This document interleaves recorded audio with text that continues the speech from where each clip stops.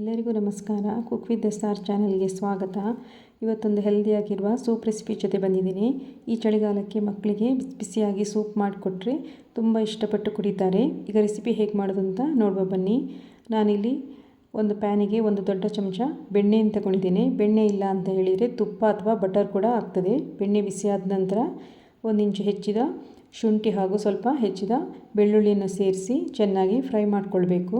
ನಂತರ ಇದಕ್ಕೆ ಒಂದು ಹೆಚ್ಚಿದ ಈರುಳ್ಳಿಯನ್ನು ಸೇರಿಸಿ ಈರುಳ್ಳಿ ಹಸಿ ವಾಸನೆ ಹೋಗೋ ತನಕ ಚೆನ್ನಾಗಿ ಫ್ರೈ ಮಾಡಿಕೊಳ್ಬೇಕು.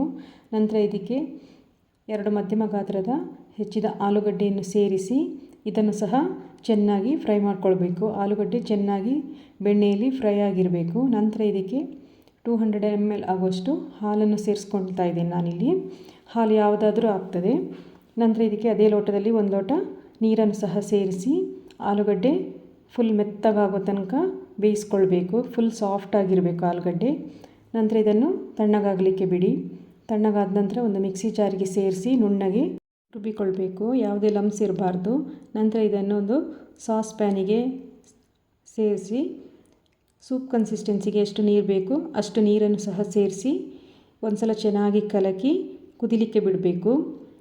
ಕಂಟಿನ್ಯೂಸ್ ಆಗಿ ನೀವು ಈ ಥರ ಕಲಕ್ತಾ ಇರಬೇಕು, ಇಲ್ಲಾಂದರೆ ತಳ ಹಿಡಿತದೆ.